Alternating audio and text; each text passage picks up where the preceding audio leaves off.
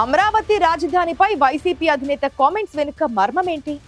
కేంద్రం నుంచి అమరావతి గెజెట్ రాకపోవడం, ఈ నేపథ్యంలో రాజధానిని విపక్ష నేత చేసిన కీలక వ్యాఖ్యల వెనుక అసలు రీజన్ ఏంటి?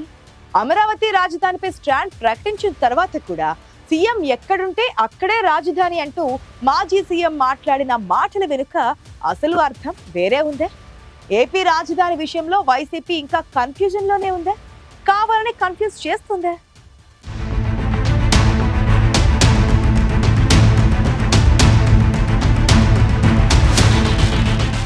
అమరావతి రాజధాని వ్యవహారంపై వైఎస్ జగన్మోహన్ రెడ్డి చేసిన కామెంట్స్ ఇప్పుడు మరోసారి కీలకంగా మారాయి. అధికారంలో ఉండగా 3 రాజధానులు అంటూ ముఖ్యమంత్రి హోదాలో జగన్ తీసుకున్న నిర్ణయం తర్వాత పరిస్థితులు ఒక్కసారిగా మారిపోయాయి.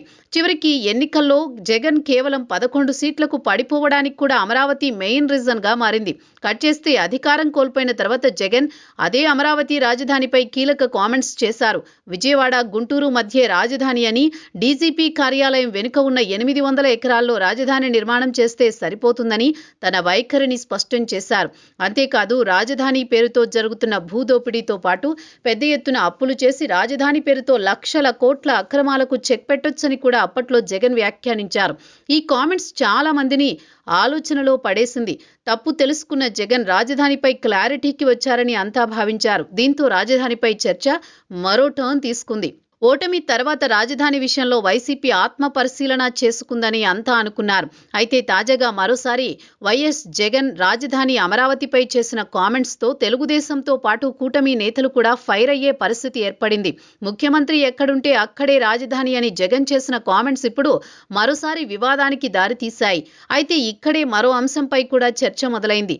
రాజధానిపై జగన్ చేసిన కామెంట్స్ వెనుక అసలు కారణాలేంటనేది కూడా రాజకీయ వర్గాలు విశ్లేషిస్తున్నాయి.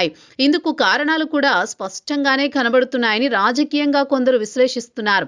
ఇటీవల కేంద్రం నుంచి అమరావతికి రావాల్సిన గెజిట్ కూడా ఆఖరి నిమిషంలో ఆగిపోయింది. రాజధాని రైతులు సైతం నేరుగా ఈ విషయాన్ని సీఎం దగ్గర ప్రస్తావించారు. సాంకేతిక అంశాలే కారణమని చంద్రబాబు రైతులకు వివరణ ఇచ్చారు. అయితే ఇదే సమయంలో జగన్ రాజధాని వ్యవహారంలో సీఎం ఎక్కడుంటే అక్కడే రాజధాని అని స్టేట్మెంట్ ఇచ్చేశారు.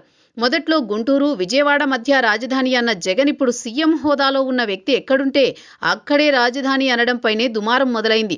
కేంద్రం నుంచి లీక్స్ వచ్చాకే విపక్ష నేత ఇలాంటి కామెంట్స్ చేశారనే ప్రచారం కూడా మొదలైంది. ఇందుకీ జగన్కి కేంద్రంలో లీక్స్ ఇచ్చిందెవరు? నిజంగా జగన్ కేంద్రంలో అంత ఇన్ఫ్లుయెన్స్ చేసే పరిస్థితి ఉందా అనే సందేహాలు కూడా రైజ్ అవుతున్నాయి.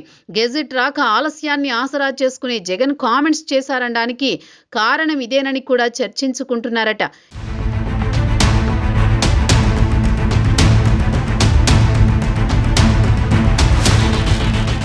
ఇక జగన్ చేసిన కామెంట్స్ తర్వాత టీడీపీతో పాటు కూటమి పార్టీల నేతలు తీవ్రస్థాయిలో ఫైర్ అయ్యారు.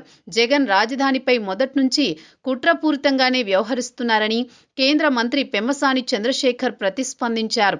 రాజధాని వ్యవహారంలో జగన్ కామెంట్స్ పై సీఎం చంద్రబాబు కూడా ఫైర్ అయ్యారు. రాజ్యాంగంలో రాజధాని అనే పేరు ఎక్కడా లేదని చెబుతున్నారని, బెంగళూరు ప్యాలెస్లో ఇడుపులపాయలోనూ కూర్చుంటే అదే రాజధాని అని చంద్రబాబు నిలదీశారు. జగన్ రాజధాని కామెంట్స్ తర్వాత కూటమి పార్టీల నేతల కౌంటర్లతో ఏపీ పాలిటిక్స్ ఒక్కసారిగా వేడెక్కాయి. అయితే దీనిపై వైసీపీ వాదన వినిపిస్తూ మరోసారి సజ్జల రామకృష్ణారెడ్డి వివరణ ఇచ్చారు. రాజధాని పేరుతో తొలి దశలో తీసుకున్న 50,000 ఎకరాలు తీసుకున్నారని, ఆ రైతులకు ఏం న్యాయం చేశారని జగన్ ప్రశ్నిస్తే దాన్ని కూడా రాజకీయం చేస్తున్నారన్నారు సజ్జల. రాజధాని ప్రాంతానికి రోడ్లు లేవు, కనెక్టివిటీ లేదు, ఫ్లాట్ల డెవలప్మెంట్ లేదని, ఇవన్నీ చేయకుండానే రెండో దశ ఎందుకు వెళుతున్నారని జగన్ ప్రశ్నించారని వివరణ ఇచ్చారు. రైతులకు జరుగుతున్న అన్యాయాన్ని జగన్ ప్రశ్నిస్తే రాజకీయంగా ఎదురుదాడి చేయడం సమంజసం కాదన్నారు. రైతులకిచ్చిన ఫ్లాట్లు ఇతరులు కొనుగోలు చేసేలా ఉన్నాయా అని నిలదీశారు. 50 లక్షల చదరపు అడుగుల సచివాలయం అవసరమా అని సజ్జల ప్రశ్నించారు. మొత్తం మీద రాజధానిపై జగన్ చేసిన కామెంట్స్ వెనుక పెద్ద కథే ఉందని, ఇందుకు గెజిట్ వ్యవహారం కూడా ప్రధాన కారణం కావచ్చని గుసగుసలు వినిపిస్తున్నాయి. ఈ పరిణామాల తర్వాత రాజధాని అంశం ఏ టర్న్ తీసుకుంటుంది, కేంద్ర పెద్దలు రాజధానిపై స్పందిస్తారా అనే చర్చ కూడా మొదలైంది.